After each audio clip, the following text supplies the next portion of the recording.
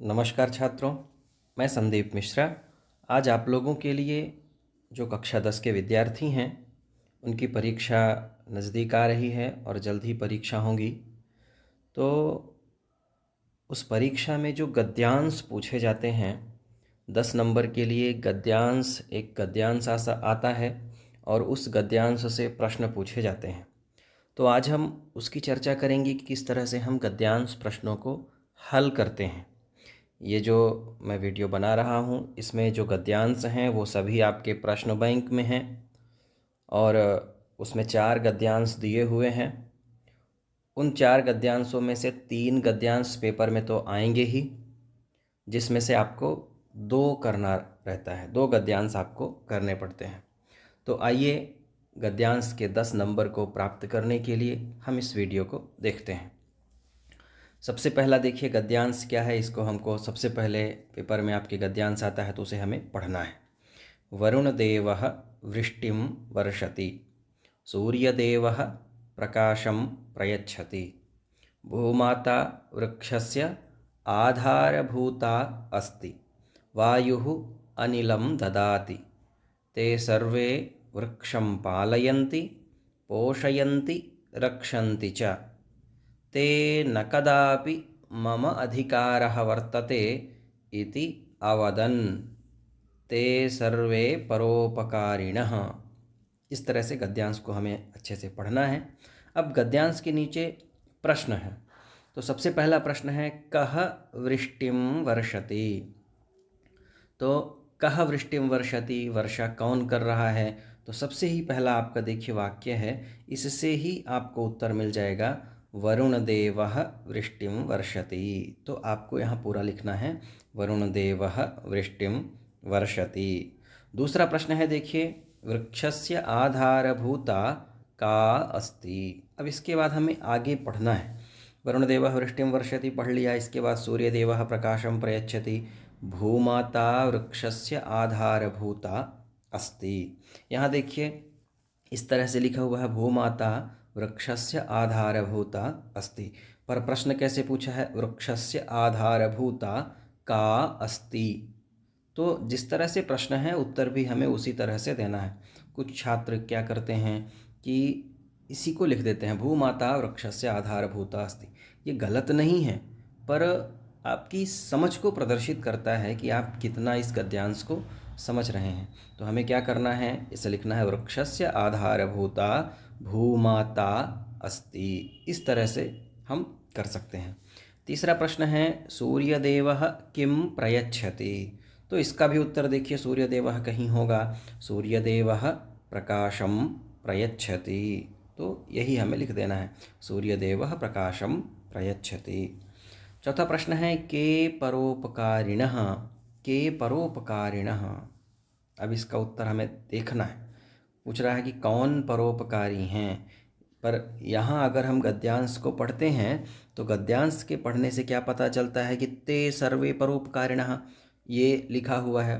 बहुत सारे छात्र यहाँ गलतियाँ करते हैं, वो केवल इतना ही लिख देते हैं, ते सर्वे परोपकारिणः, परंतु यहाँ आपको ये लिखने की आवश्यकता नहीं है।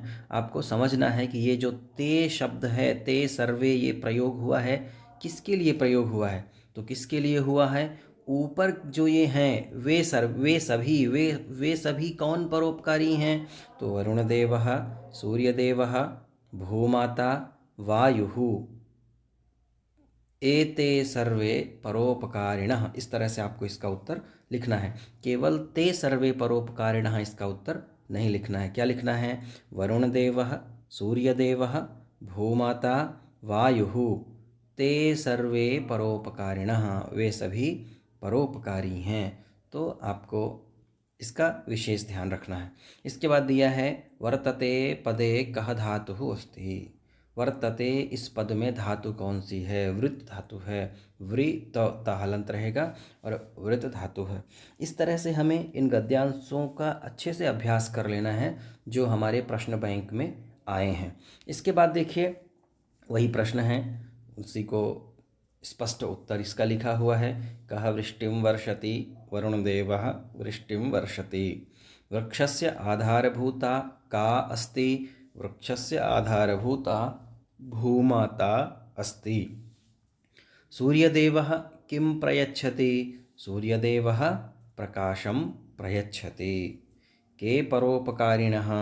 वरुणदेवः, सूर्यदेवः, भूमाता, वायुः।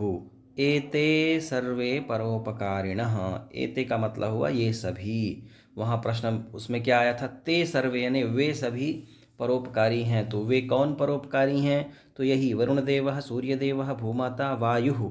एते सर्वे, ये सभी परोपकारी हैं। इस तरह से इसका उत्तर होगा।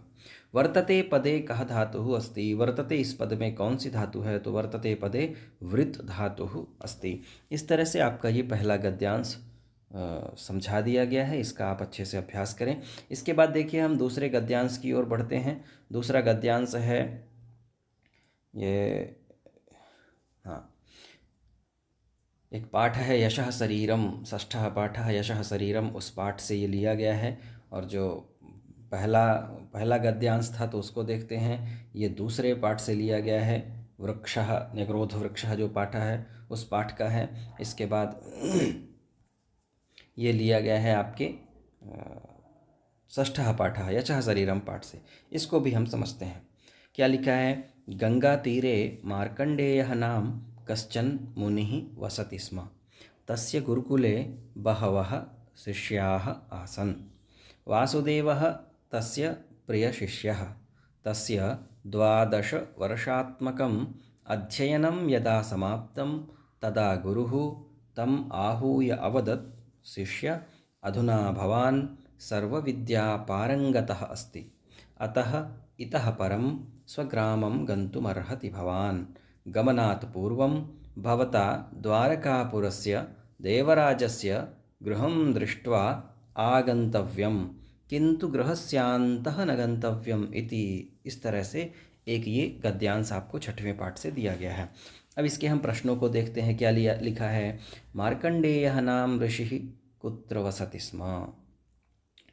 तो मार्कंडेय नाम के ऋषि कहाँ रहते थे?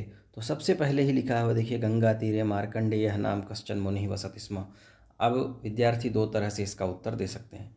सीधे भी इस तरह से लिख देंगे तो उसका नंबर उन्हें जरूर मिलना ही चाहिए। परंतु जैसे प्रश्न पूछा है, अगर उस तरह से भी आप उत्तर लिखते हैं तो इससे ये पता चलता है कि विद्यार्थी को गद्यांश अच्छे से समझ में आया है और उसने अभ्यास किया है। तो क्या लिखना है? मार्कंडेयः नाम ऋषिः गंगा तीरे वसति स्म। इस तरह से हमें जैसा प्रश्न पूछा है वैसा उत्तर हमें देना है। दूसरा प्रश्न है, वासुदेवः कस्य प्रियशिष्यः आसीत्? अब इसमें देखिए लिखा है, यहाँ वाक्य है, वासुदेवः तस्य प्रियशिष्यः। अब इसका हमें समझना है, विशेष ध्यान देना है। तस्य यानी होता है उसका, तो वासुदेव उसका प्रिय शिष्य था। तो प्रिय शिष्य यानी प्रिय शिष्य था। तो तस्य कस्य यानी किसका? तो मार्कंडेयस्य, जो वासुदेव था वह मार्कंडेय का शिष्य था। तो यहाँ हमको लिखना पड़ेगा कस्य, षष्ठी विभक्ति में प्रश्न पूछा है तो उसका उत्तर भी हमें मार्कंडेयस्य। ऐसा नहीं लिख देना है कि वासुदेवः तस्य प्रिय शिष्यः, आपको नंबर नहीं मिलेगा, बिल्कुल भी नंबर मिलने वाले नहीं हैं। आपको क्या लिखना पड़ेगा? वासुदेवः मार्कंडेयस्य प्रिय शिष्यः आसीत्। हाँ, मार्कंडेयः, मार्कंडेयम इत्यादि कुछ भी नहीं लिखना है। क्या करना है? वासुदेवः मार्कंडेयस्य प्रिय शिष्यः आसीत्। इसके बाद देखिए तीसरा प्रश्न है, बहवः शिष्याः कुत्र आसन्? बहुत सारे शिष्य कहाँ थे? तो इसका उत्तर भी हमें इसी गद्यांश में देखना है। हाँ, तस्य गुरुकुले बहवः शिष्याः आसन्। तो बहवः शिष्याः कुत्र आसन्? तो इसका उत्तर लिखना है, बहवः शिष्याः गुरुकुले आसन्। ऐसा नहीं कि तस्य गुरुकुले बहवः शिष्याः आसन्, ऐसा भी कुछ विद्यार्थी लिख देते हैं। इस तरह से हमें नहीं लिखना चाहिए। हमें जैसा प्रश्न पूछा है उस प्रकार से हमें उत्तर देने की आवश्यकता है। बहवः शिष्याः गुरुकुले आसन्। सर्वविद्या पारंगतः कः अभवत्? सर्वविद्या पारंगत कौन हुआ? तो यहाँ लिखा है देखिए तीसरे लाइन में, तमाहुय अवदत् शिष्य अधुना भवान, भवान यानी आप, सर्वविद्या पारंगतः अस्ति। भवान अर्थात यह भवान किसके लिए प्रयोग हुआ है? गुरु अपने शिष्य को कह रहे हैं तो किसके लिए प्रयोग हुआ है? वासुदेव के लिए। तो इसका उत्तर हो जाएगा सर्वविद्यापारंगतः वासुदेवः अभवत्। ये हमें इसको समझना है, क्योंकि गुरु शिष्य को बुला करके कह रहे हैं कि अधुना भवान, अब तुम सर्वविद्यापारंगतः अस्ति, सभी विद्याओं में निपुण हो गए हो। गुरु शिष्यम आहूय कदा अवदत्। गुरु शिष्य को बुला करके कब बोलते हैं?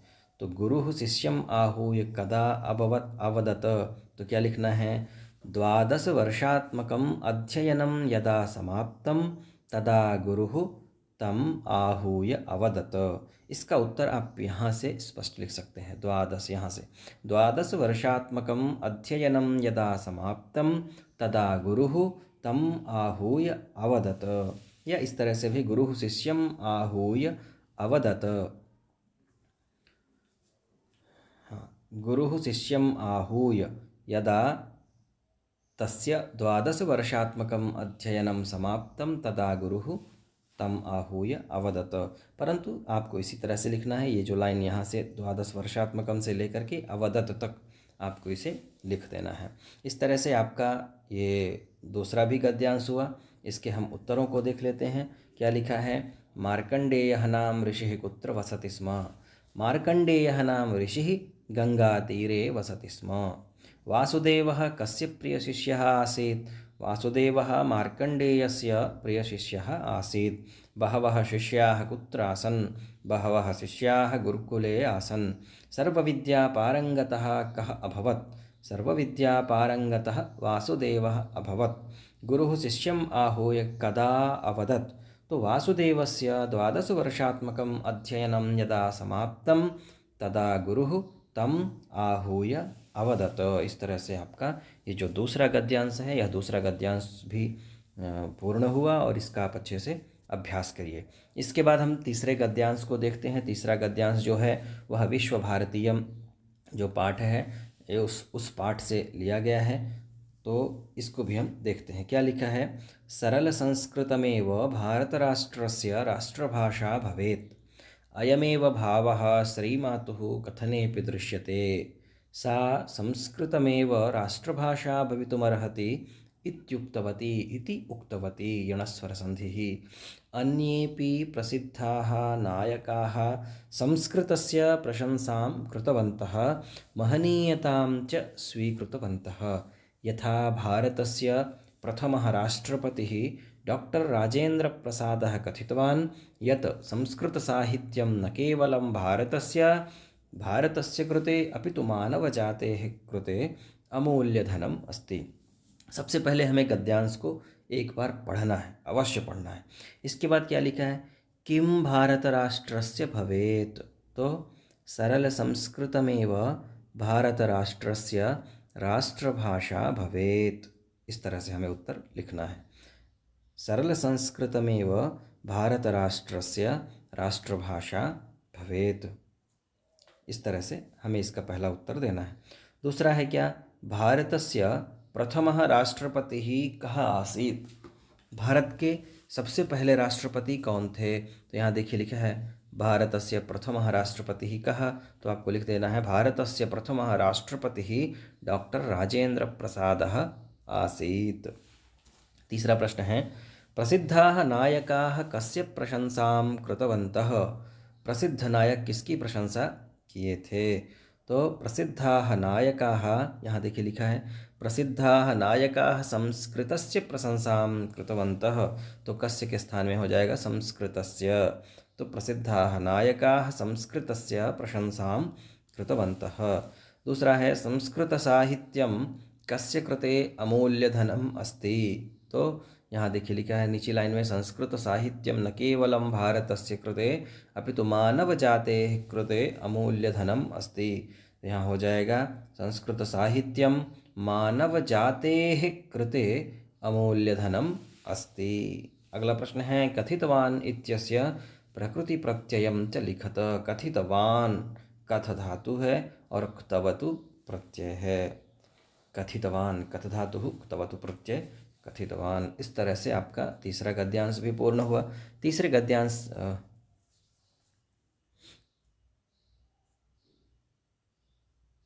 तीसरे गद्यांश पूर्ण हुआ। इसके बाद हम चौथे गद्यांश को देखते हैं। देखिए चौथा गद्यांश क्या कहता है।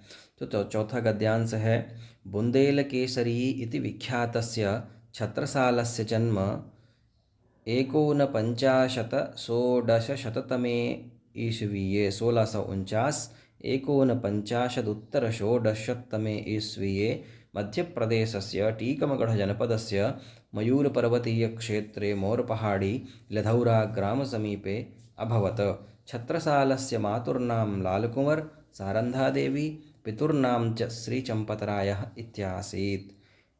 इस तरह से ये एक गद्यांश है। इस गद्यांश से प्रश्न पूछे गए हैं। क्या लिखा है, बुंदेलकेसरी इति कः विख्यातः अस्ति। तो बुंदेलकेसरी के नाम से कौन विख्यात है, तो बुंदेलकेसरी इति छत्रसालः विख्यातः अस्ति। इस तरह से इसका हमें उत्तर लिखना है। छत्रसालस्य जन्म कदा अभवत्। तो छत्रसालस्य जन्म 1649 1950 ईस्वीये अभवत्। ईस्वीये तक हमें लिखना है, ध्यान देना है। छत्रसालस्य जन्म 1649 कोष्टक में लिख के फिर आपको ये भी लिखना है। इसको लिखेंगे तभी आपको नंबर मिलेगा।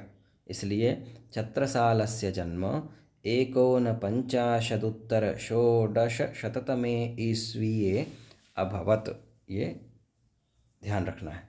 इसके बाद देखिए तीसरा प्रश्न है, मध्य प्रदेशस्य कस्मिन् जनपदे ग्रामे च छत्रसालस्य जन्म अभवत्।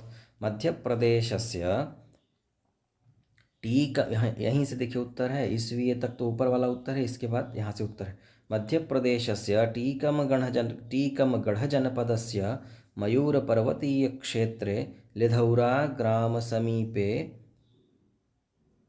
छत्रसालस्य जन्म अभवत्। अब यहाँ देखिए इस एक पुस्तक में लिधौरा ग्राम समीपे लिखा है और एक पुस्तक में जो नई पुस्तक है लिधौरा विकास खंडे ककर कचनयक ग्रामे, एक गांव का नाम आता है उनके, ककर कचनयक ग्रामः। तो वो भी अगर आप लिखते हो, परंतु आपके इस गद्यांश में ये नहीं पूछा गया है, इसलिए जो गद्यांश में पूछा गया है वही आपको लिखना है।